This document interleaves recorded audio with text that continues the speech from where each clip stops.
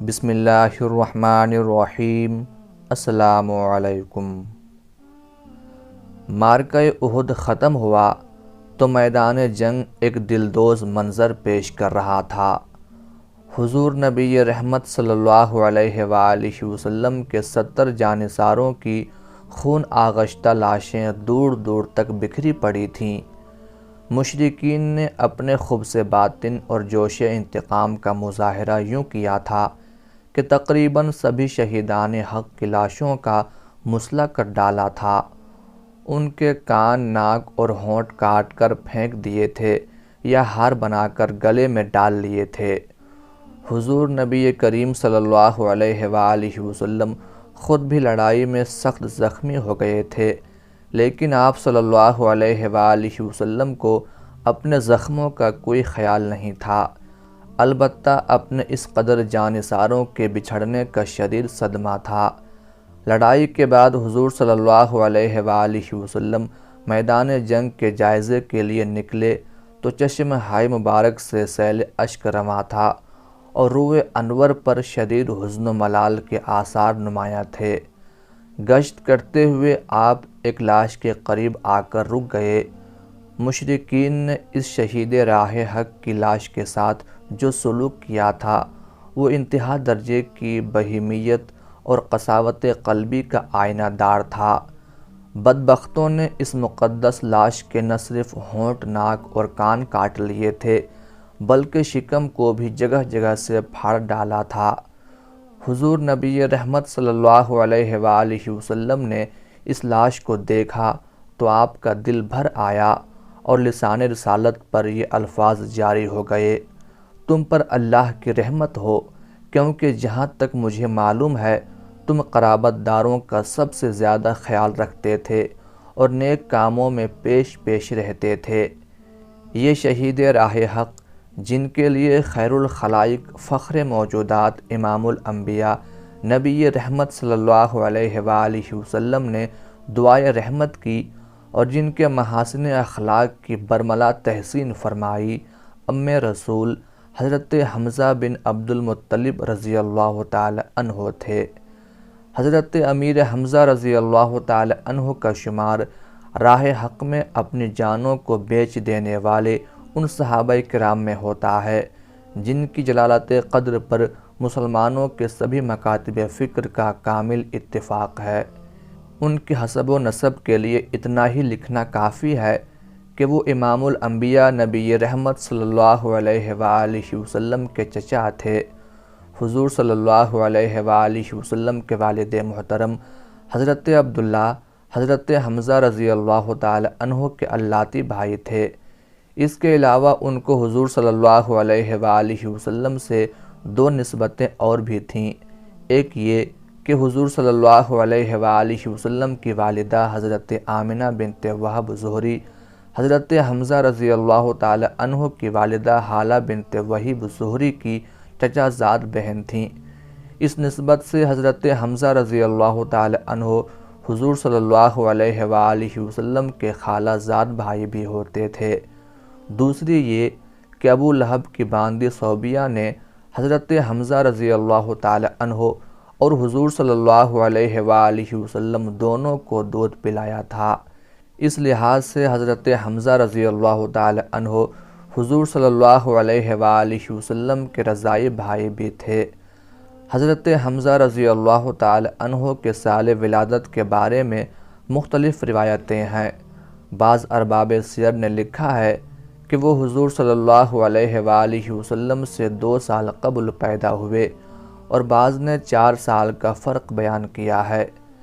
حضرت حمزہ رضی اللہ تعالی عنہ کی کنیت ابو عمارہ بھی تھی اور ابو یعلا بھی۔ سید الشہداء، اسد اللہ اور اسد الرسول مشہور القاب ہیں۔ حضرت حمزہ رضی اللہ تعالی عنہ کے بچپن کے حالات پردہ اخفا میں ہیں۔ زیادہ سے زیادہ یہ پتہ چلتا ہے کہ انہیں بچپن ہی سے شمشیر زنی، تیر اندازی اور پہلوانی سے گہرا لگاؤ تھا اور سیر و شکار کا بھی بے انتہا شوق تھا۔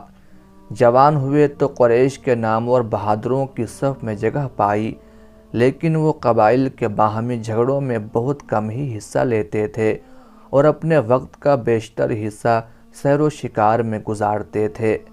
بعثت کے بعد حضور صلی اللہ علیہ وآلہ وسلم کو دعوت توحید دیتے 6 سال ہونے کو آئے تھے، لیکن حضرت حمزہ رضی اللہ تعالی عنہ نے حضور صلی اللہ علیہ وآلہ وسلم سے بے انتہا محبت رکھنے کے باوجود کبھی دعوت اسلامی کی طرف توجہ نہ کی۔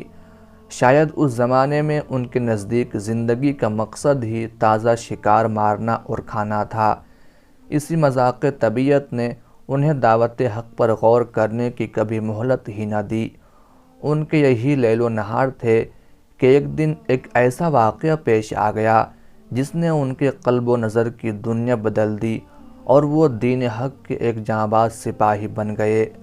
ہوا یوں کہ 6 بعد بعثت میں ایک روز حضور صلی اللہ علیہ وآلہ وسلم دار ارقم سے نکل کر صفا کے پاس سے گزر رہے تھے، یا بعض روایتوں کے مطابق اسی جگہ کے قریب لوگوں کو دعوت توحید دے رہے تھے کہ ابو جہل کا گزر اس طرف ہوا۔ اس کے ساتھ عدی بن حمرہ اور ابن الاسدہ بھی تھے۔ ابو جہل نے حضور صلی اللہ علیہ وآلہ وسلم کو دیکھا تو اس کے تن بدن میں آگ لگ گئی اور آپ کو بے تحاشا گالیاں دینے لگا، اور ساتھ ہی دین حق کے بارے میں بھی نہایت رقیق الفاظ استعمال کیے۔ بعض روایتوں میں ہے کہ اس نے حضور صلی اللہ علیہ وآلہ وسلم پر مٹی اور گوبر پھینکا اور آپ صلی اللہ علیہ وآلہ وسلم پر ہاتھ بھی اٹھایا۔ نبی رحمت صلی اللہ علیہ وآلہ وسلم نے اپنے خلق عظیم کے اقتضاء سے نہایت صبر و تحمل سے کام لیا اور ابو جہل کی کسی بات کا کوئی جواب نہ دیا، یہاں تک کہ وہ تھک ہار کر بکتا جھکتا چلا گیا اور حضور صلی اللہ علیہ وآلہ وسلم بھی تشریف لے گئے۔ اتفاق سے بنو تیم کے رئیس عبداللہ بن جدعان کی آزاد کردہ باندی کوہ صفا پر اپنے گھر میں بیٹھی یہ سارا واقعہ دیکھ رہی تھی۔ حضرت حمزہ رضی اللہ تعالی عنہ شکار سے واپس آتے ہوئے اس کے گھر کی طرف سے گزرے تو اس نے ان سے مخاطب ہو کر کہا، ابو عمارہ، کاش تھوڑی دیر پہلے تم یہاں موجود ہوتے تو دیکھتے کہ عمرو بن ہشام یعنی ابو جہل نے تمہارے بھتیجے کے ساتھ کیسا ناروا سلوک کیا، نہایت سخت گالیاں بھی دیں اور بری طرح ستایا بھی، لیکن ابن عبداللہ نے کچھ جواب نہیں دیا اور بے بسی کے ساتھ واپس چلے گئے۔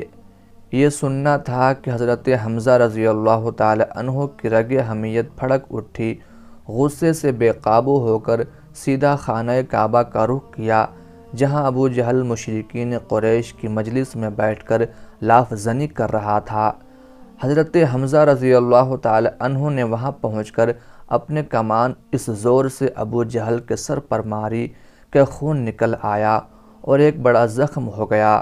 پھر کڑک کر کہا، تو محمد صلی اللہ علیہ وآلہ وسلم کو گالیاں دیتا ہے، میں بھی انہی کے دین پر ہوں، جو کچھ وہ کہتے ہیں میں بھی وہی کہتا ہوں، اگر تجھ میں ہمت ہے تو ذرا مجھے بھی گالیاں دے کر دیکھ۔ ابو جہل کو لہو لہان دیکھ کر اس کے قبیلہ بنو مخزوم کے کچھ لوگ اس کی حمایت میں کھڑے ہو گئے اور حضرت حمزہ رضی اللہ تعالی عنہ پر حملہ کرنے کا ارادہ کیا، لیکن ابو جہل نے انہیں یہ کہہ کر روک دیا کہ ابو عمارہ کو چھوڑ دو، میں نے اس کے بھتیجے کو گالیاں دی تھیں جن کی وجہ سے اس کو غصہ آ گیا ہے۔ بعض روایتوں میں ہے کہ ابو جہل کے حامی مخزومیوں نے حضرت حمزہ رضی اللہ تعالی عنہ سے کہا، حمزہ شاید تم بھی صابی یعنی بے دین ہو گئے ہو۔ حضرت حمزہ رضی اللہ تعالی عنہ نے بے باکانہ جواب دیا، میرا دین بھی وہی ہے جو محمد صلی اللہ علیہ وآلہ وسلم کا ہے۔ جب مجھ پر حق واضح ہو چکا ہے تو مجھے قبول اسلام سے کون باز رکھ سکتا ہے؟ میں گواہی دیتا ہوں کہ محمد صلی اللہ علیہ وآلہ وسلم اللہ کے رسول ہیں اور جو کچھ وہ کہتے ہیں وہ سراسر حق ہے۔ اللہ کی قسم میں اب اس بات سے ہرگز نہیں پھر سکتا، تم سچے ہو تو مجھے روک کر دیکھ لو۔ حضرت حمزہ رضی اللہ تعالی عنہ کا جواب سن کر مخزومیوں نے ان سے لڑنا چاہا تو ابو جہل کو خدشہ پیدا ہوا کہ اس طرح بنو مخزوم اور بنو ہاشم کے درمیان رزم و پیکار کی ایسی آگ بھڑک اٹھے گی جو کسی کے بجھانے سے نہ بجھے گی۔ چنانچہ اس نے مخزومیوں سے کہہ دیا کہ وہ حضرت حمزہ رضی اللہ تعالی عنہ سے کچھ تعرض نہ کریں۔ حضرت حمزہ رضی اللہ تعالی عنہ نے جوش حمیت میں اپنے اسلام کا اعلان تو کر دیا، لیکن جب گھر پہنچے تو دل میں وسوسہ پیدا ہوا کہ میں نے قریش کا سردار ہوتے ہوئے محمد صلی اللہ علیہ وآلہ وسلم کا نیا دین قبول کر لیا اور اپنے آبائی دین سے پھر گیا۔ یہ بڑی شرم کی بات ہے، اس سے تو مر جانا اچھا ہے۔ اسی وسوسے اور تردد کے عالم میں انہوں نے اللہ سے دعا کی، اے اللہ، یہ راستہ جو میں نے اختیار کیا ہے، اگر اس میں کوئی بھلائی ہے تو میرے دل کو اس کی تصدیق سے سکون و تسلی بخش، ورنہ جس چیز کے اندر میں مبتلا ہوں میرے لیے اس سے نکلنے کی کوئی صورت پیدا کر دے۔ ایک روایت میں ہے کہ ابو جہل کو زخمی کرنے کے بعد حضرت حمزہ رضی اللہ تعالی عنہ حضور صلی اللہ علیہ وآلہ وسلم کے پاس گئے اور کہنے لگے، برادر زادے، تمہیں خوش ہونا چاہیے کہ میں نے ابو جہل سے تمہارا بدلہ لے لیا ہے۔ حضور صلی اللہ علیہ وآلہ وسلم نے فرمایا، چچا جان، میں ایسی باتوں سے خوش نہیں ہوتا، میری خوشی تو اس میں ہے کہ آپ غیر اللہ سے منقطع ہو کر دین حق کی پیروی کریں۔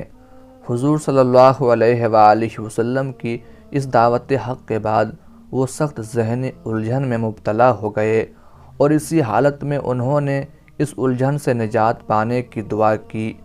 رات اسی شش و پنج میں گزر گئی۔ صبح ہوئی تو وہ حضور صلی اللہ علیہ وآلہ وسلم کی خدمت میں حاضر ہوئے اور اپنی ذہنی الجھن کا حال بیان کیا۔ حضور صلی اللہ علیہ وآلہ وسلم نے ان کو نہایت بلیغ پیرائے میں اسلام کی حقانیت سمجھائی، اللہ کا خوف دلایا اور قبول حق کے صلے میں جنت کی بشارت دی۔ حضور صلی اللہ علیہ وآلہ وسلم کے ارشادات سن کر حضرت حمزہ رضی اللہ تعالی عنہ کا دل یقین اور ایمان کے نور سے معمور ہو گیا اور وہ پکار اٹھے، میں اس بات کی گواہی دیتا ہوں کہ آپ صادق ہیں، آپ اپنے دین کا خوب اظہار کیجئے۔ واللہ مجھے یہ بات بالکل پسند نہیں کہ میرے اوپر آسمان سایہ فگن ہو اور میں اپنے پہلے دین پر قائم رہوں۔ قبول اسلام کے بعد حضرت حمزہ رضی اللہ تعالی عنہ کا بیشتر وقت دار ارقم میں حضور صلی اللہ علیہ وآلہ وسلم کی خدمت میں گزرنے لگا۔ ایک دن چند دوسرے صحابہ کرام کے ساتھ وہیں بارگاہ نبوی میں حاضر تھے کہ قریش کے مرد آہن حضرت عمر بن خطاب رضی اللہ تعالی عنہ نے دار ارقم کا دروازہ آ کھٹکھٹایا۔ ایک صاحب نے دروازے کی جھری میں سے جھانکا تو حضرت عمر رضی اللہ تعالی عنہ کو شمشیر بکف کھڑے پایا۔ انہوں نے حضور صلی اللہ علیہ وآلہ وسلم کو بتایا تو صحابہ کو تردد ہوا کہ معاملہ خون خرابے تک نہ پہنچے۔ اس وقت حضرت حمزہ رضی اللہ تعالی عنہ اٹھ کھڑے ہوئے اور بڑے جوش سے کہا، اسے آنے دو، اگر نیک ارادے سے آیا ہے تو خیر، ورنہ اسی کی تلوار ہوگی اور اسی کا سر۔ حضرت عمر رضی اللہ تعالی عنہ اندر آئے تو حضور صلی اللہ علیہ وآلہ وسلم نے ان کی چادر کو مٹھی میں دبا کر زور سے کھینچا اور فرمایا، عمر، کہو کس ارادے سے آئے ہو؟ نبوت کی پرجلال آواز نے حضرت عمر رضی اللہ تعالی عنہ کے جسم پر کپ کپی طاری کر دی اور انہوں نے بڑے عجز کے ساتھ کہا، یا رسول اللہ، میں اللہ اور اللہ کے رسول پر ایمان لانے کی غرض سے حاضر ہوا ہوں۔ اس پر حضور صلی اللہ علیہ وآلہ وسلم نے زور سے اللہ اکبر فرمایا۔ ساتھ ہی صحابہ کرام نے اس زور سے نعرہ تکبیر بلند کیا کہ دشت و جبل گونج اٹھے۔ اب حضرت حمزہ رضی اللہ تعالی عنہ اور حضرت عمر فاروق رضی اللہ تعالی عنہ کی صورت میں اسلام کو دو قوی دست و بازو مل گئے۔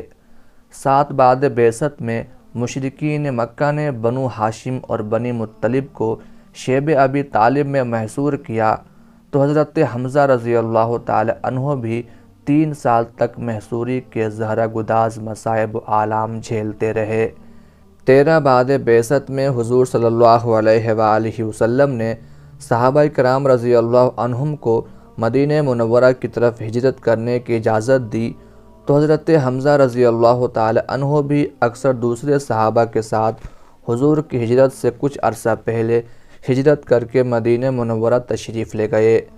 کچھ عرصہ بعد حضور صلی اللہ علیہ وآلہ وسلم بھی مدینہ منورہ تشریف لے آئے اور اسلام کے مدنی دور کا آغاز ہو گیا۔ علامہ ابن سعد رحمۃ اللہ علیہ نے واقدی کے حوالے سے بیان کیا ہے کہ اسلام میں سب سے پہلا علم حضرت حمزہ رضی اللہ تعالی عنہ کو عطا ہوا۔ رمضان 1 ہجری میں حضور صلی اللہ علیہ وآلہ وسلم نے 30 سوار حضرت حمزہ رضی اللہ تعالی عنہ کی عمارت میں ساحلی علاقے کی طرف اس غرض سے روانہ کیے کہ وہ قریش کے اس قافلے کی مزاحمت کریں جو اس زمانے میں شام سے مکہ آ رہا تھا۔ اس قافلے میں 300 آدمی تھے جن میں ابو جہل بھی تھا۔ فریقین آمنے سامنے ہوئے تو مجدی بن عمرو الجہنی نے بیچ بچاؤ کر کے لڑائی تک نوبت نہ پہنچنے دی اور حضرت حمزہ رضی اللہ تعالی عنہ کسی کشت و خون کے بغیر مدینہ منورہ واپس آ گئے۔ رمضان 2 ہجری میں حق و باطل کا معرکہ اول غزوہ بدر پیش آیا تو حضرت حمزہ رضی اللہ تعالی عنہ اس میں بڑے جوش اور جذبے کے ساتھ شریک ہوئے۔ عام لڑائی شروع ہونے سے پہلے مشرکین کی صفوں سے عتبہ بن ربیعہ، شیبہ بن ربیعہ اور ولید بن عتبہ تلواریں ہلاتے ہوئے نکلے اور مسلمانوں کو دعوت مبارزت دی۔ لشکر اسلام سے 3 انصار جانباز حضرت عوف رضی اللہ تعالی عنہ، حضرت معاذ رضی اللہ تعالی عنہ اور حضرت عبداللہ بن رواحہ رضی اللہ تعالی عنہ ان کے مقابل ہوئے۔ قریشی جنگجوؤں کو جب معلوم ہوا کہ ان کے مقابل ہونے والے تینوں جانباز مدینہ کے باشندے ہیں تو انہوں نے ان سے نبرد آزما ہونے سے انکار کر دیا اور عتبہ نے پکار کر کہا، محمد صلی اللہ علیہ وآلہ وسلم یہ لوگ ہمارے جوڑ کے نہیں ہیں، ہماری قوم اور کفو کے لوگوں کو ہمارے مقابلے پر بھیجو۔ اس پر حضور صلی اللہ علیہ وآلہ وسلم نے حضرت حمزہ رضی اللہ تعالی عنہ، حضرت علی رضی اللہ تعالی عنہ اور حضرت عبیدہ بن حارث مطلبی رضی اللہ تعالی عنہ کو حکم دیا کہ جاؤ ان لوگوں کا مقابلہ کرو۔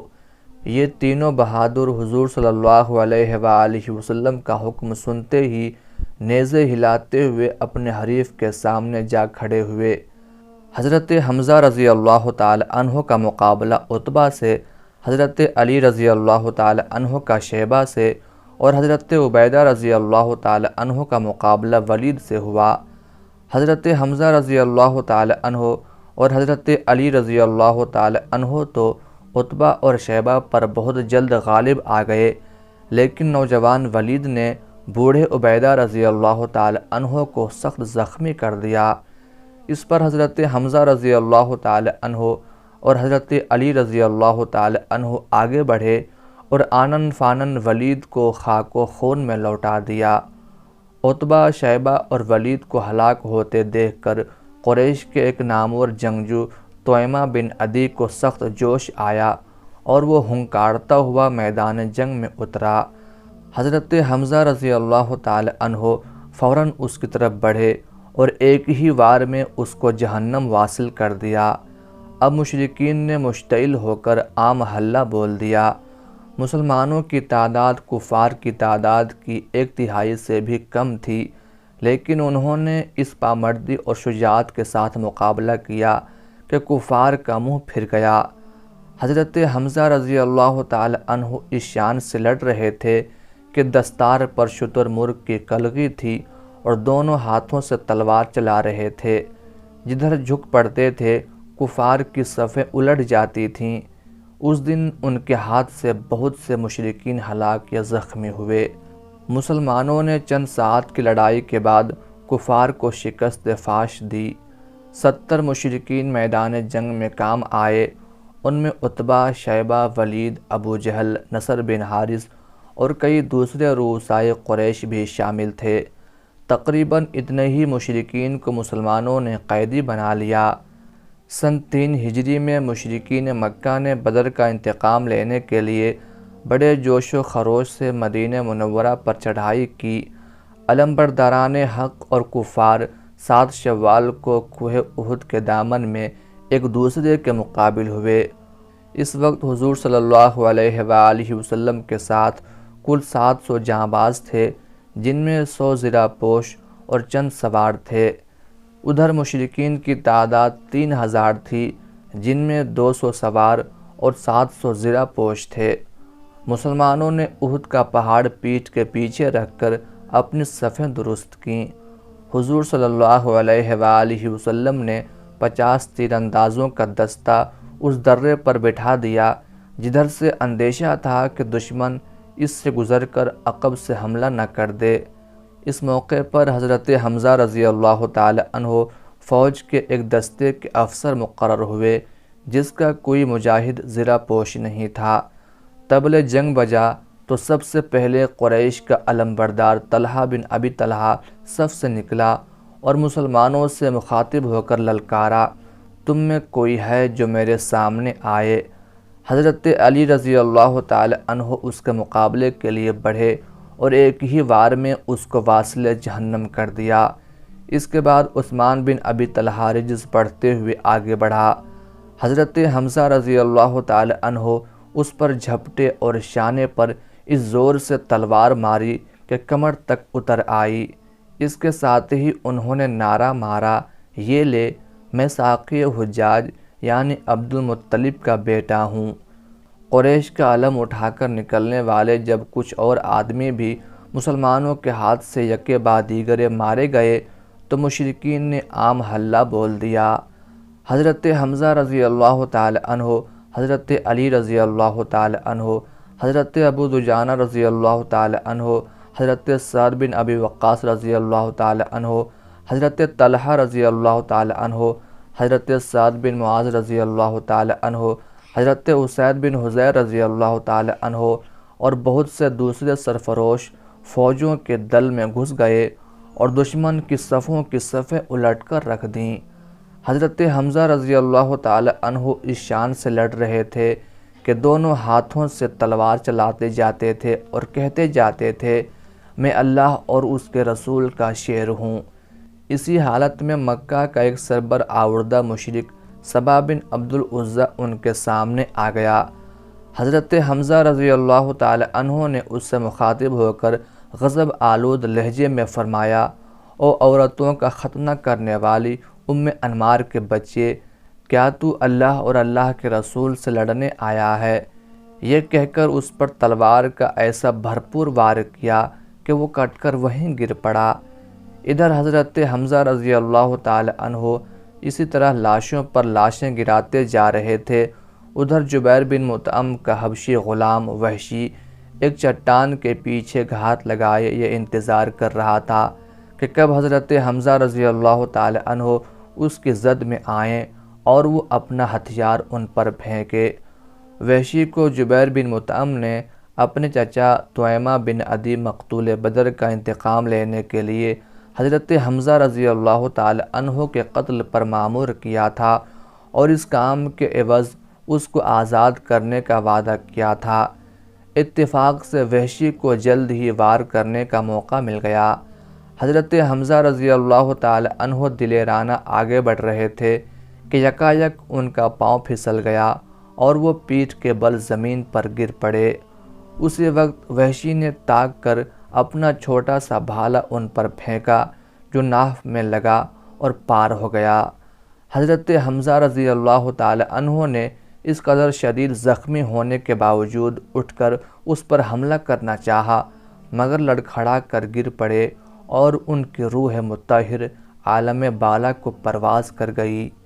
حضرت حمزہ رضی اللہ تعالی عنہ کی شہادت پر مشرکین کو کمال درجے کی مسرت ہوئی اور ان کی عورتوں نے خوشی کے ترانے گائے۔ ہندہ بنت عتبہ زوجہ ابو سفیان نے اپنے دل کی بھڑاس یوں نکالی کہ حضرت حمزہ رضی اللہ تعالی عنہ کی ناش مبارک سے کان، ناک، ہونٹ اور بروایت دیگر پوشیدہ اعضاء بھی کاٹ لیے۔ اس کے بعد شکم چاک کر کے جگر نکالا اور اسے چبا چبا کر نگلنے کی کوشش کی، مگر نگل نہ سکی اور تھوک دیا۔ پھر ایک بلندی پر چڑھ کر بلند آواز سے چند فخریہ اشعار پڑھے، جن کا مفہوم یہ تھا کہ آج ہم نے بدر کی لڑائی کا بدلہ لیا اور وحشی نے میرا سینہ ٹھنڈا کر دیا۔ جب تک میں زندہ رہوں گی اس کا شکریہ ادا کرتی رہوں گی۔ علامہ ابن سعد رحمۃ اللہ علیہ کا بیان ہے کہ حضور صلی اللہ علیہ وآلہ وسلم کو ہندہ کی مذموم حرکت کا علم ہوا تو آپ نے پوچھا، کیا اس نے حمزہ رضی اللہ تعالی عنہ کے جگر میں سے کچھ کھایا بھی ہے؟ لوگوں نے عرض کیا، نہیں۔ آپ صلی اللہ علیہ وآلہ وسلم نے فرمایا، الہی حمزہ رضی اللہ تعالی عنہ کے کسی حصہ جسم کو جہنم میں داخل نہ ہونے دیجیو۔ جنگ ختم ہوئی تو سرور کونین صلی اللہ علیہ وآلہ وسلم اپنے محبوب چچا کی مسلح کی ہوئی لاش پر تشریف لائے۔ اس وقت آپ صلی اللہ علیہ وآلہ وسلم سخت غمزدہ تھے۔ لاش کی حالت دیکھ کر آپ فرط علم سے بے قرار ہو گئے اور مخاطب ہو کر فرمایا، تم پر اللہ کی رحمت ہو، کیونکہ تم اعزاء و اقربا کا سب سے زیادہ خیال رکھتے تھے اور نیک کاموں میں پیش رہتے تھے۔ اگر مجھے صفیہ رضی اللہ تعالی عنہ حضور کی پھوپھی اور حمزہ رضی اللہ تعالی عنہ کی بہن کے رنج و غم کا خیال نہ ہوتا تو میں تمہاری لاش اسی طرح چھوڑ دیتا تاکہ اسے درندے اور پرندے کھا جائیں اور تم قیامت کے دن انہی کے پیٹ سے اٹھائے جاؤ۔ ایک اور روایت میں ہے کہ اسی موقع پر حضور صلی اللہ علیہ وآلہ وسلم نے فرمایا کہ مجھے حضرت جبرائیل علیہ السلام نے بشارت دی ہے کہ حمزہ بن عبد المطلب رضی اللہ تعالی عنہ ساتوں آسمانوں پر اسد اللہ اور اسد الرسول لکھے گئے ہیں۔ بعض روایتوں میں ہے کہ حضور صلی اللہ علیہ وآلہ وسلم نے حضرت حمزہ رضی اللہ تعالی عنہ کو اسد اللہ اور سید الشہداء کے القاب مرحمت فرمائے۔ ابن سعد نے طبقات الکبیر میں لکھا ہے کہ حضور صلی اللہ علیہ وآلہ وسلم نے حضرت حمزہ رضی اللہ تعالی عنہ کی نعش کی دردناک حالت دیکھ کر فرمایا، اللہ کی قسم میں تمہارے بدلے میں کفار کے 70 آدمیوں کا مسلح کروں گا۔ لیکن اسی وقت بارگاہ خداوندی سے حکم نازل ہوا، اور اگر تم سزا دو تو ویسی ہی سزا دو جیسی تمہیں تکلیف پہنچائی گئی، اور اگر صبر کرو تو بے شک صبر کرنے والوں کے لیے صبر سب سے اچھا ہے، اور تم صبر کرو اور تمہارا صبر کرنا خاص اللہ ہی کی توفیق سے ہے۔ یہ حکم نازل ہونے پر حضور صلی اللہ علیہ وآلہ وسلم نے فرمایا کہ میں صبر کرتا ہوں اور انتقام نہ لوں گا۔ چنانچہ آپ صلی اللہ علیہ وآلہ وسلم نے صبر اختیار کیا اور اپنی قسم کا کفارہ ادا کر دیا۔ اسی اثناء میں حضرت حمزہ رضی اللہ تعالی عنہ کی حقیقی بہن حضرت صفیہ بنت عبد المطلب رضی اللہ تعالی عنہ لڑائی کا حال معلوم کرنے مدینہ سے نکلیں۔ حضور صلی اللہ علیہ وآلہ وسلم نے ان کے صاحبزادے حضرت زبیر رضی اللہ تعالی عنہ کو بلا کر فرمایا کہ صفیہ رضی اللہ تعالی عنہ حمزہ رضی اللہ تعالی عنہ کی لاش نہ دیکھنے پائیں۔ حضرت زبیر رضی اللہ تعالی عنہ نے ان کو لاش پر آنے سے منع کیا تو بولیں، میں نے اپنے بھائی کا ماجرا سن لیا ہے، لیکن اللہ کی راہ میں یہ کوئی بڑی قربانی نہیں۔ حضور صلی اللہ علیہ وآلہ وسلم نے اجازت دی تو لاش پر گئیں۔ عزیز بھائی کے کٹے ہوئے جسمانی اعضاء کو دیکھ کر آنکھوں سے سیل اشک بہہ نکلا، لیکن انا للہ و انا الیہ راجعون کے سوا زبان سے اور کچھ نہ نکلا۔ واپس جاتے وقت حضرت زبیر رضی اللہ تعالی عنہ کو 2 چادریں دے گئیں کہ ان میں ماموں کو مکفون کر کے دفن کرنا، لیکن قریب ہی ایک انصاری کی لاش پڑی تھی۔ حضرت زبیر رضی اللہ تعالی عنہ نے دونوں شہیدوں میں ایک ایک چادر تقسیم کر دی۔ اس ایک چادر سے حضرت حمزہ رضی اللہ تعالی عنہ کا سر چھپایا جاتا تو پیر کھل جاتے، اور پاؤں چھپائے جاتے تو سر برہنہ ہو جاتا۔ آخر حضور صلی اللہ علیہ وآلہ وسلم نے فرمایا کہ چہرہ اور سر کو چادر سے ڈھانپ دو اور پاؤں پر گھاس ڈال دو۔ اس طرح رسول کا جنازہ تیار ہوا۔ اس کے بعد حضور صلی اللہ علیہ وآلہ وسلم نے سب سے پہلے حضرت حمزہ رضی اللہ تعالی عنہ کی نماز جنازہ پڑھی، پھر ایک ایک کر کے شہدائے احد کے جنازے حضرت حمزہ رضی اللہ تعالی عنہ کے پہلو میں رکھے گئے اور حضور صلی اللہ علیہ وآلہ وسلم نے ہر ایک پر الگ الگ نماز پڑھائی۔ اس طرح اس دن حضرت حمزہ رضی اللہ تعالی عنہ پر 70 مرتبہ نماز جنازہ پڑھی گئی۔ اس فضیلت میں کوئی اور حضرت حمزہ رضی اللہ تعالی عنہ کا شریک و سہیم نہیں ہے۔ نماز جنازہ کے بعد حضرت حمزہ رضی اللہ تعالی عنہ کو ان کے بھانجے حضرت عبداللہ بن جہش رضی اللہ تعالی عنہ کے ساتھ ایک ہی قبر میں احد کے گنج شہیدہ میں سپرد خاک کر دیا گیا۔ مولانا روم رحمۃ اللہ علیہ نے مثنوی میں لکھا ہے کہ حضرت حمزہ رضی اللہ تعالی عنہ جوانی میں ہمیشہ زرہ پہن کر لڑا کرتے تھے، لیکن بعد شباب سعادت اندوز اسلام ہوئے تو زرہ پہننا بالکل ترک کر دیا اور لڑائیوں میں اس طرح شریک ہونے لگے کہ سینہ سامنے سے کھلا ہوتا اور دونوں ہاتھوں سے تلوار چلا رہے ہوتے۔ لوگوں نے پوچھا کہ اے ام رسول، اے صف شکن مجاہد، اے جوان مردوں کے سردار، کیا آپ نے اللہ کا حکم نہیں سنا کہ جان بوجھ کر ہلاکت میں نہ پڑو؟ پھر آپ احتیاط سے کیوں کام نہیں لیتے؟ جب آپ جوان تھے اور مضبوط و طاقتور، اس زمانے میں آپ کبھی زرہ کے بغیر لڑائی میں شامل نہیں ہوتے تھے۔ اب جب کہ آپ بوڑھے ہو گئے ہیں تو آپ اپنی جان کی حفاظت اور احتیاط کے تقاضوں سے کیوں بے پرواہ ہو گئے ہیں؟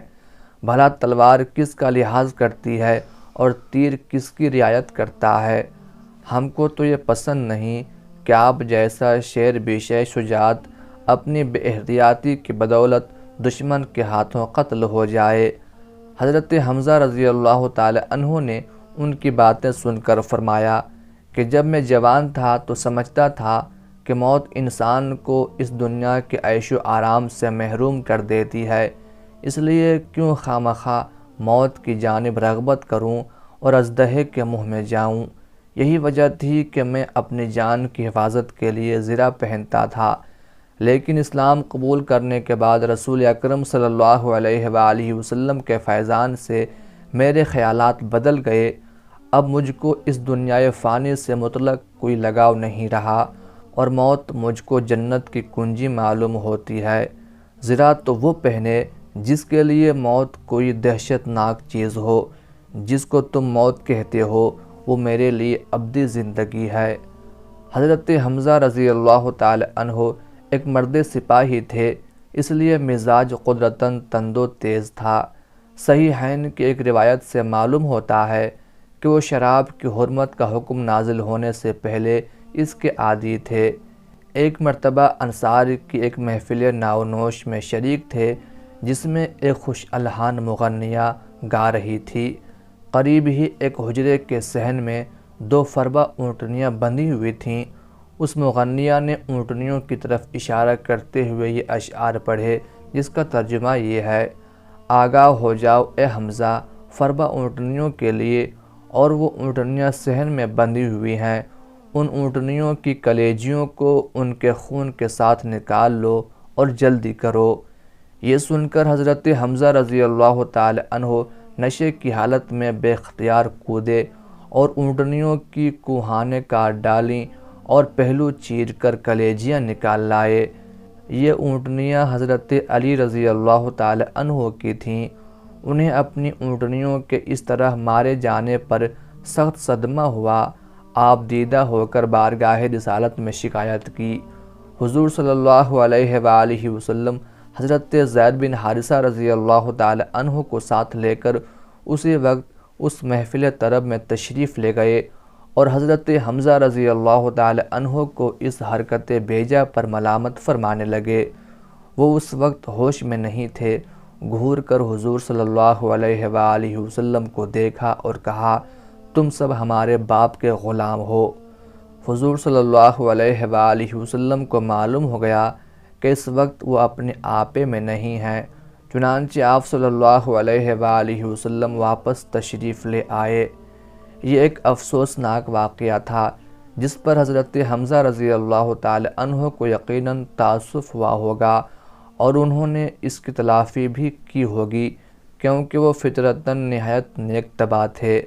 طبقات ابن سعد میں روایت ہے کہ ایک دفعہ حضرت حمزہ رضی اللہ تعالی عنہ نے حضور صلی اللہ علیہ وآلہ وسلم سے درخواست کی کہ آپ مجھے حضرت جبرائیل علیہ السلام کو ان کی اصلی صورت میں دکھا دیجئے۔ حضور صلی اللہ علیہ وآلہ وسلم نے فرمایا، چچا، آپ میں اتنی طاقت نہیں کہ جبرائیل علیہ السلام کو اصلی صورت میں دیکھ سکیں، لیکن حضرت حمزہ رضی اللہ تعالی عنہ نے انہیں دیکھنے پر اصرار کیا۔ ایک دن حضرت جبرائیل علیہ السلام نازل ہوئے تو حضور صلی اللہ علیہ وآلہ وسلم نے حضرت حمزہ رضی اللہ تعالی عنہ سے فرمایا، اپنی نگاہ اوپر اٹھائیے اور دیکھیے، حضرت جبرائیل علیہ السلام اپنی اصلی صورت میں نازل ہوئے ہیں۔ حضرت حمزہ رضی اللہ تعالی عنہ نے نگاہ اٹھائی تو حضرت جبرائیل علیہ السلام کے پاؤں دیکھ کر ہی غش آ گیا۔ امام حاکم رحمۃ اللہ علیہ نے مستدرک میں حضرت عبداللہ بن عباس رضی اللہ تعالی عنہ سے روایت کی ہے کہ رسول اللہ صلی اللہ علیہ وآلہ وسلم نے فرمایا کہ میں گزشتہ رات جنت میں داخل ہوا تو دیکھا کہ جعفر رضی اللہ تعالی عنہ ملائکہ کے ساتھ اڑ رہے ہیں اور حمزہ رضی اللہ تعالی عنہ ایک تخت کے اوپر تکیہ لگائے بیٹھے ہیں۔ اللہ تعالیٰ کی ان پر بے شمار رحمتیں نازل ہوں، آمین یا رب العالمین۔